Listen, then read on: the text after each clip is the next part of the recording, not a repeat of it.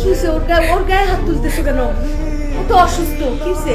একটা কথা উচ্চারণ করবেন না আমার সামনে। তুই গার্লফ্রেন্ড হিসেবে ভালো হইতে পারস, তুই বউ হিসেবে ভালো হইতে পারস, তুই মা হিসেবে নিকৃষ্ট নিষ্ঠুর। কি বলতেছো তুমি? তোমাদের সন্তান কই? বাচ্চা কই? আজকে 5 দিন ধরে একটা হসপিটালের এক দরজা থেকে আর এক দরজা দৌড়দৌড়ি করছি আমি। বিয়ের একটা বছর কোনো সিদ্ধান্ত আমি নিতে পারি নাই। আমার যে কোনো সিদ্ধান্ত আমার মায়ের কাছ থেকে নিতে হইতো। আমার মা জানে, আমার মার কাছ থেকে সিদ্ধান্ত নেওয়া লাগতো। আমার ওই অবুঝ বাচ্চাটারে নিয়ে আমি যখন হাসপাতালে ভর্তি তখন সিদ্ধান্তটা আমার নিতে হবে, তাই না? কারণ আমি তোর বাবা, আমি তোর মা, আমার সিদ্ধান্ত নেওয়া লাগবে। আমার ওই অবুঝ নিষ্পাপ ফেরেশতা ওর অপারেশন হবে কি হবে না এই সিদ্ধান্ত আমার নিতে হবে। আমি তো ও অসুস্থ, ওরে নিয়েই তো আমি হিমশিম খাইতেছি। আমি কি সিদ্ধান্ত দিব তোমারে? আমার সন্তান সুস্থ অবস্থায় আপনার সামনে, তার সন্তান লাশ হিসাবে কবরে। কি বলছো বাবা? আমার এই! অভিনয় করবি না, অভিনয় করবি না।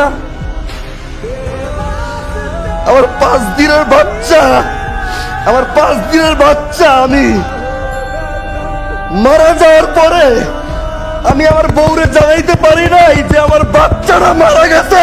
আমার বাচ্চাটা আমি কবর দিব কই? আমি জানাইতে পারি নাই। আমি তোমাদের দুই দিকে প্রেশার দিতে পারতেছিলাম না, সেই জন্য আমি ফোন বন্ধ করে দিয়েছিলাম। কিন্তু ফোন বন্ধ করে দেওয়ার পরে যে বড় সর্বনাশ হয়ে যাবে এটা আমি বুঝতে পারি। বুঝতে পারেন না? আপনি বুঝতে পারেন না? বুঝতে পারি না বাবা, তুমি আমার মাফ করে দিও বাবা। আপনি বুঝতে পারেন না? আমায় তুমি মাফ করে দিও। হ্যাঁ? আপনি বুঝতে পারেন না? আপনি বুঝতে পারেন না?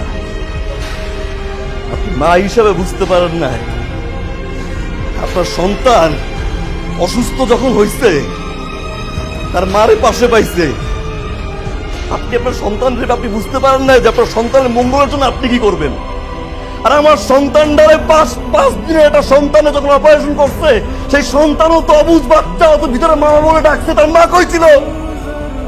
আপনি বুঝেন নাই? তোর মা বুঝে নাই? তোর মা বুঝে নাই?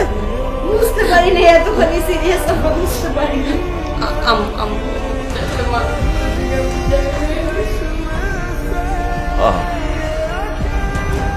আম্মা মানা করছে, আম্মা মানা করছে, এই জন্য তুমি যাও না। ঠিক করছো, তুমি ঠিক করছো। এই হাত দিয়া আমি আমার বাচ্চাটারে কবরে দিয়ে আসছি। আমি এই হাত দিয়ে আমার বাচ্চাটারে মাটি দিছি।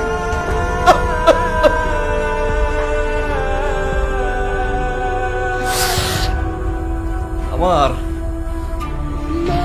পৃথিবীতে এই ছেলেরে নিয়ে এত স্বপ্ন দেখছি, সেই ছেলে যেহেতু নাই, পৃথিবীতে কিছু নাই। আপনি দিচ্ছেন, আপনি দিচ্ছেন। শুধু আপনি না, আপনার মতো হাজারো শাশুড়ি দিতে যায় প্রতিটা মুহূর্তে। না বাবা, আমি তো আমার নাতির মুখ দেখতে চাইছি, আমারে তুমি এইভাবে দোষ দিও না। নিয়ে আপনার নাতির মুখ দেখতে চাইছেন? আমার নাতি মোবাইল ফোন বন্ধ রেখে আপনার নাতির মুখ দেখতে চাইছেন আপনি? একটা বাবা হয়ে কাউরে পাশে পাইনি, আমি রাস্তায় রাস্তায় ঘুরছি, হাসপাতালে হাসপাতালে ঘুরছি, আপনি নাতির মুখ দেখতে চাইছেন? আমি আপনার মেয়েরে বিয়ে করছি, আপনার মেয়ের আমি বউ হিসাবে পাইনি, আপনার মেয়ে হিসাবে পাইছি। একটা মেয়ের জন্ম হয় দুইবার, শ্বশুর বাড়ি একবার, তার জামাই বাড়ি একবার। আপনি তো নিজের মুখে বলছিলেন আমারে, আমার বউরে পাইছি আমি একবার, শুধু আপনার মেয়ে হিসাবে। আমি আজকে শান্ত হব না, আমি আজকে শান্ত হব না। আমি শান্ত হলে যদি আমার সন্তানটা বেঁচে যায়, আমি শান্ত হব। আমার সন্তানের নেতা আপনি।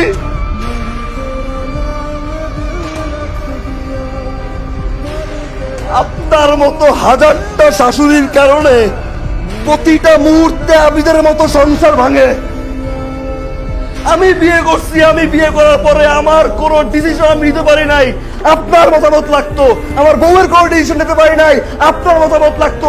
আমার বাচ্চারা আমি কোন হাসপাতালে ভর্তি করবো, সেই ডিসিশন নিতে পারি নাই, আপনার মতামত লাগতো। আমার বাচ্চা মারা গেছে আপনার মতামতের কারণে।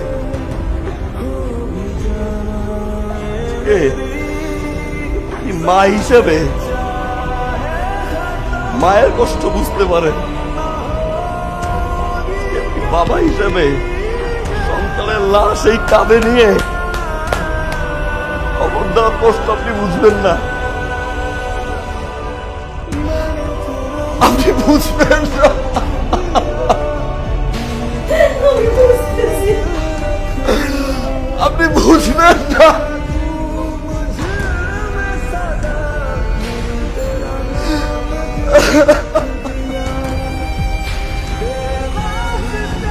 আমার ছেলে না।